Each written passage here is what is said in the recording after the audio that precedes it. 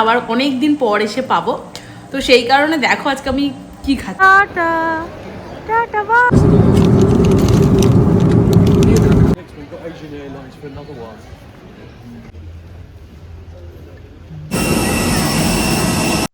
Hello everyone, আমি কথা চলে এসেছি তোমাদের সাথে আমাদের মালয়েশিয়া ব্লগ 1 নিয়ে।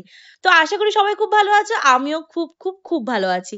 তো আমি তোমাদের সাথে আজকে শেয়ার করব আমাদের ইন্ডিয়া থেকে মালয়েশিয়া যাওয়ার একটা সুন্দর ব্লগ। তো তোমরা যারা যারা নতুন আমার ইউটিউব চ্যানেলে, তারা কিন্তু প্লিজ ফলো করে রেখো আমাকে, আর সাবস্ক্রাইব করতে ভুলো না। তো ফার্স্টেই দেখে নাও, আমি সবসময় কোথাও ঘুরতে যাওয়ার আগে কিন্তু বিরিয়ানিটাকে খেয়েই যাব, কারণ আমার মনে হয় বিরিয়ানি না খেয়ে গেলে আমি ঠিক ট্রাভেলটা ঠিক শুরু করতে পারি না।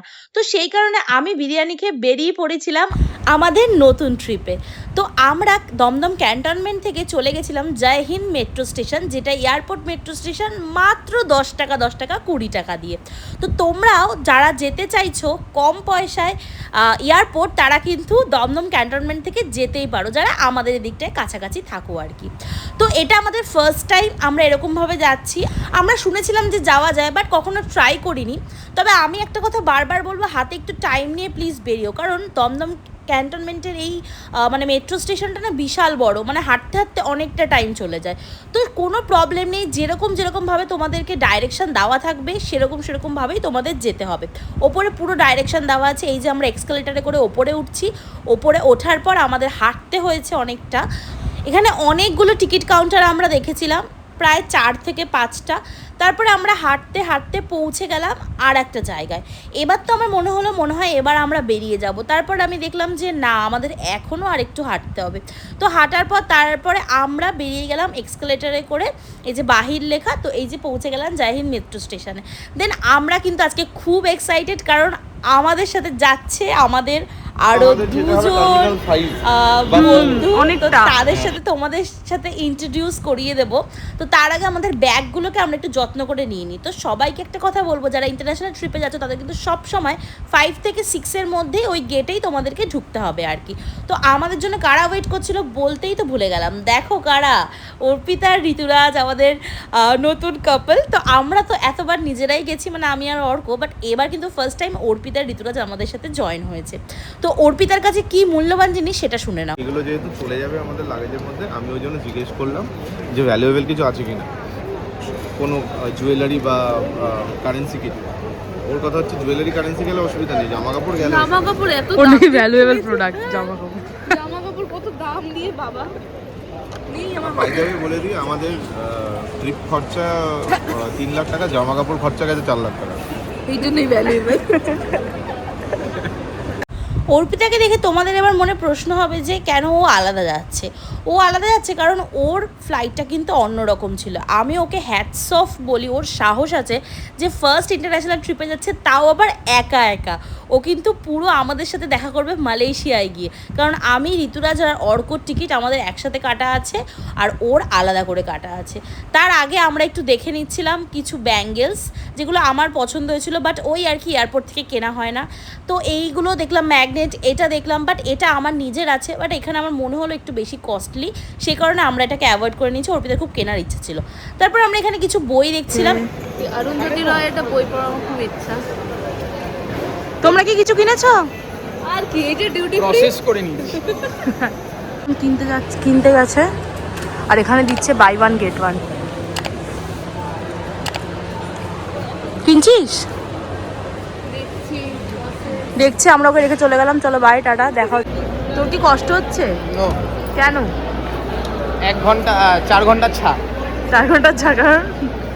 কারণ 4 ঘন্টা ছাড়, কারণ অর্পিতা অন্য ফ্লাইটে, আমরা মালয়েশিয়া এয়ারলাইন্স আছে, অর্পিতা আছে এয়ার এশিয়াতে।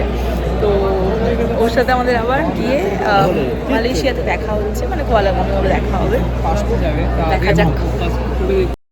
এবার আমরা একটা জিনিস খুব নোটিস করেছি, সেটা হলো যে প্রচুর না মানে ক্রাউড ছিল।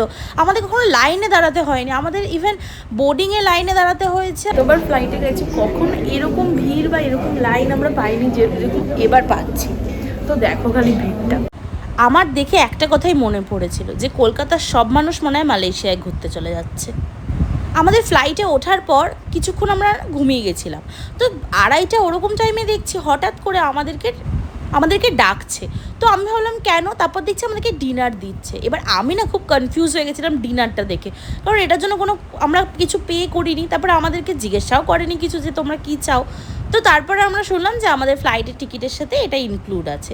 তো আমি ভাবলাম যে চলো ঠিকই আছে, ভালোই হয়েছে। আমরা 3 জনই খেয়ে নিয়েছিলাম।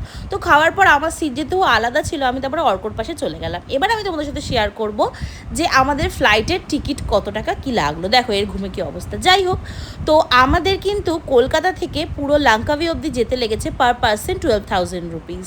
তো যারা চাইছো এরকম কমে টিকিট বুক করবে তারা কিন্তু প্লিজ কন্ট্যাক্ট করবে আমার ইনস্টাগ্রাম চ্যানেলে, আমি লাস্টে দিয়েই দেবো ইনস্টাগ্রাম চ্যানেলের ডিটেলসটা। তো এই যে আমরা আবার লাইনে দিয়ে পৌঁছাচ্ছি, তো আমাদের একটা বড় মানে প্রবলেম হয়ে গেছিলো, সেটা হলো আমরা অর্পিতার সাথে যোগাযোগ করতে পারছিলাম না। সেই কারণে আমাদের একটু মানে অসুবিধা হয়ে গেছিলো। তার আগে আমরা এয়ারপোর্টটা ঘুরে নিচ্ছিলাম।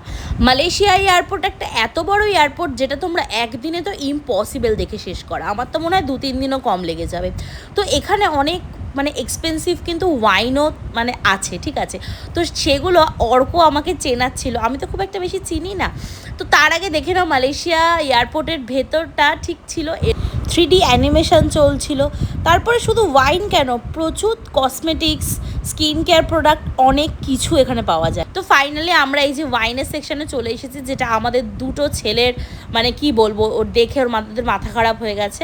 তো এরা এখন হিসাব চলছে এদের। আর তো অর্কর মুখে হাসি দেখো, তোমরা আমাদের ভিয়েতনাম ভিডিও তো দেখেইছো যে ও একটু এক্সপেন্সিভ, এগুলো দেখলে একটুখানি নিজেকে মানে কন্ট্রোল করতে পারে না। তো আমাকে এগুলো বলছে কোনটার কি কেমন খেতে বা কী। তো যেগুলোর দামও অনেক ছিল। আমি বলবো যে যারা ঘুরতে যাচ্ছ লাঙ্কাভিতে তাদের এখান থেকে নিয়ে যাওয়ার কোনো দরকার নেই, বা যারা কুয়ালালামপুর ঢুকবে তাদের আমি বলবো এখান থেকে নিয়ে যাও, একটু দাম কম পড়বে। এটার জন্য ওয়েট করছিলাম ইমিগ্রেশনে, আর এখানে ছিল প্রচুর ভিড়। তো সেই কারণে আমরা অর্পিতাকে যোগাযোগ করতে পেরেছি, অর্পিতার সাথে। ও অন্য ইমিগ্রেশনের অফিসের ওখানে আছে, মানে কাউন্টারে। আর আমরা এখানে এসেছি, এখানে ছিল এরও খুব ভিড়। এখন পুরো ফাঁকা হয়ে গেছে ভিড়টা। তো এই হলো এখনের অবস্থা। ওরা খুব টেনশানে আছে, আমিও খুব টেনশানে আছি, কারণ বান্ধবী যাবো খুঁজে পাওয়া যাচ্ছে না। A few moments later. ইমিগ্রেশনে লেট হওয়ার কারণে আমরা এখন লাগেজ খুঁজছি, কারণ এখানে সবার লাগেজ মোটামুটি চলে এসেছে, বাট আমাদেরটা এখনও এসছে। আমার মনে হয় আবারও ব্যাক করেছে। তো এখন আমরা সবাই একটার পর একটা চিন্তা খালি। তো এখন যাচ্ছি আমরা হলো লাগেজ কালেক্ট করতে। ইমিগ্রেশন ডান, কারণ আমাদের নেক্সট ফ্লাইট আছে লাঙ্কাভিতে 10টার সময়। তো মোটামুটি 2-3 ঘন্টায় আমাদের ঢুকতেই হবে। আর এখন এখানে বাজে 8টা মতন, 8টা। তো চলো দেখা যাক। কালেক্ট করে এখন আমরা যাচ্ছি টার্মিনাল 2-তে। হ্যাঁ, এয়ারপোর্ট বাস ধরবো। হ্যাঁ, এয়ারপোর্ট বাস ধরলাম, টার্মিনাল 2-তে যাবো, যেখান থেকে আমাদের ডোমেস্টিক ফ্লাইটটা ছাড়বে, যেখানে অর্পিতা আছে। টার্মিনাল 2 আমরা এখন যাবো লাঙ্কাভিতে। তো আমরা এখন বাস নিচ্ছি, টার্মিনাল বাস।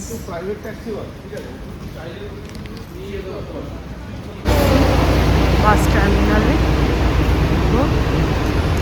আমরা এখন যাচ্ছি হলো টার্মিনাল 2-তে চলে এসেছি। টার্মিনাল 3-তে আমরা যাব, সেখানে আমাদের অর্পিতা ওয়েট করছে। সেখানে আমাদের বোর্ডিং চেক হবে ফর লাঙ্কাভি ফ্লাইট এয়ার এশিয়া। আর অর্ক এখানে একজন মালয়েশিয়ান মানে লোককে পেয়েছে, যার সাথেও কথা বলছে আর জানছে যে কোনটা ভালো, লাঙ্কাভি ভালো না পেনাং ভালো বা কী। তো ওর তো এটা স্বভাব আছে সবার সাথে গিয়ে কথা বলবে জেনে নেওয়ার জন্য। এবার আমি জিজ্ঞেস করবো সিমটা কোন সিমটা ভালো। 2,000 years later. আমাদের বান্ধবীকে খুঁজে পেয়েছি, মিশন সাকসেসফুল। এই যে ওদের বান্ধবী। লাগলো মামা। কোথায় দেখি তো বোর্ডিংটা? এখন সিলেক্ট অল করে দাও নিচে। কিন্তু কথাটা কেন দেখালো না? দেখিয়ে দিয়েছে, ও দেখিয়েছে। এখন আমরা এখানে আমাদের বোর্ডিং পাস তুলছি। আমরা এখন বসে আছি হলো এয়ার এশিয়ার চেক ইন হয়ে গেছে, লাগেজ ওয়েট চেক করতে হবে। তো বসে আছি, বাট আমাদের ফ্লাইট এখন 3 ঘন্টা লেট। মানে যেটা আমাদের 10টায় থাকার কথা ছিল সেটা আমাদের এখন দেখাচ্ছে যে 11:50। মানে আমরা তো ঢুকে গেছি এখানে 8টা, 8:30 বাজে। এখন তো 8:30 থেকে 12টা অবধি এখন আমাদের ওয়েট করতে হবে। আর এনার কোনো চিন্তা নেই যে বোরিং একটা ফ্লাইট আমি কাটিয়ে এসেছি, আমি আর চাই না এটা এখন।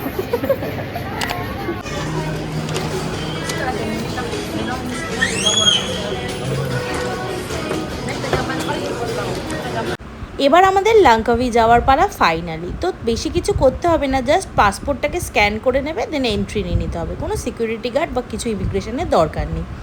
তারপরে আমরা ভেতরে গিয়ে আমাদের করতে হবে ওয়েট, কারণ ফ্লাইট এগেইন লেট। তো যেই কারণে লেট, সেই কারণে কিন্তু আমাদের একটা অ্যাডভান্টেজ হয়েছে, আমাদেরকে দিয়ে দিয়েছিল লাঞ্চে ছিল নাসি লামাক। তোমরা ইন্টারন্যাশনাল ট্রাভেল করলে কিন্তু নাসি লামাক পাবেই, আই মিন সাউথ ইস্ট এশিয়ায় যদি কোথাও ঘুরতে যেতে চাও।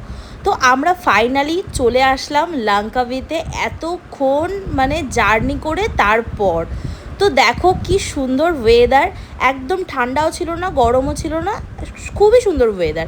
তো যাই হোক, আমরা বেরানোর পর আমি আমাদের লাঞ্চটা করে নিলাম। সবাই করেনি, কারণ সবার ইচ্ছা করছিল না, বাট আমার ভীষণ খিদে পেয়ে গেছিলো, সেই কারণে আমি লাঞ্চ করে নিয়েছিলাম। তো লাঞ্চ করে নেওয়ার পর এই যে আমরা যাচ্ছি হলো এবার আমাদের হোটেলে। তো বাইরে বেরিয়ে আমাদের বুক করতে হবে উবার।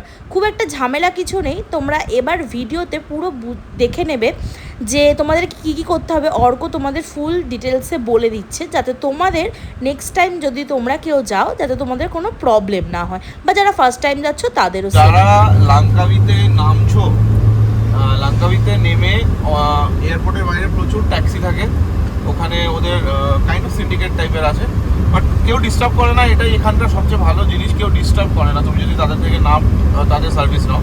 আমরা গ্র্যাব ইনস্টল করে ওখানেই ওয়াইফাইতেই ইনস্টল করে, আমরা সিম ওখানে পাইনি, নিও নি, ওখানেই ইনস্টল করলাম, ওখানে ইনস্টল নাম্বার নিজেরই দিতে হবে, হোয়াটসঅ্যাপে কোড আসবে, হ্যাঁ হোয়াটসঅ্যাপে কোনো নতুন নাম্বার দরকার নেই। হ্যাঁ, তো সেখান দিয়ে হয়ে গেল আমাদের গ্র্যাব ইনস্টল করে, আমরা নতুন গ্র্যাবও নিয়ে নিলাম। ফার্স্ট যে গ্র্যাবটা অর্ডার করেছিলাম, মানে ফার্স্ট যে গ্র্যাবটা বুক করেছিলাম, সেখানে কিছু মানে লাগেজের ইস্যু হচ্ছিল, সে বলছিল অনেক লাগেজ আছে তোমাদের 4 জন, আমার গাড়িতে হবে না। আমরা আবার ক্যান্সেল করে আরেকটা বড় গাড়ি বুক করলাম, যেটা 6 জনের গাড়ি, বাট আমাদের লাগেজ খুবই কম, জাস্ট পিঠে একটা করে ব্যাগ আছে, 4 জনের 4টে ব্যাগ, সো ওটা ছোট গাড়িতেও হয়ে যেত, বাট যাই হোক এখন হয়ে গেছে বড় গাড়ি বুক করা। তো এইভাবে তোমরা নিজেদেরকে, আমরা তো পেন্টাই চেরাং বিচের কাছে আছি, তো তোমরা যে যেখানে আছো সেই তারা এইভাবে তোমাদের গাড়ি বুক করতে পারবে। সরি, আমি একটা জিনিস বলতেই ভুলে গেছিলাম, যে এখানে তোমরা যে গাড়িটা বুক করবে সেটাকে উবার বলে না, সেটাকে গ্র্যাব বলে। তো যাই হোক, আমরা ফাইনালি পৌঁছে গেলাম আমাদের হোটেলে। জলটা দেখে মনে হচ্ছিলো কেমন অন্য কালার, বাট এটা কিন্তু গাড়ির ভেতরে ছিলাম বলে আমাদের এরকম কালার লাগছিলো। আমরা একদম একটা পিক লোকেশানে হোটেল নিয়েছিলাম, যেখান থেকে সব কিন্তু কাছে ছিল। তো আমাদের হোটেলের নাম ছিল ব্লু স্টার হোটেল। তো তোমরাও যদি এরকম চাও আমাকে ডিএম করো আমার ইনস্টাগ্রাম চ্যানেলে, আমি কিন্তু তোমাদেরকে বলে দেবো যে আমাদের পুরো ডিটেলসটা। এটা ছিল ব্রেকফাস্ট লাউঞ্জ থেকে ভিউ। তোমরা শুধু ব্রেকফাস্ট কেন, তোমরা লাঞ্চ ডিনার যখন ইচ্ছা তোমরা এখানে বসে এত সুন্দর ভিউটাকে এনজয় করতে পারো। তো ফাইনালি আমরা আমাদের রুমে চলে আসলাম। আমরা একটা বিগ ফ্যামিলি রুম নিয়েছিলাম, বিকজ আমরা এখানে থাকবো 3 দিন। তো এই ছিল আমাদের রুম, আর রুম ট্যুর তোমাদের সাথে তো আমি শেয়ারই করে দিলাম। আর ছিল বাইরের ভিউটাই। এই যে আমার ইনস্টাগ্রাম চ্যানেল, যারা যারা দেখছো, বাই, সাবস্ক্রাইব করতে ভুলো না।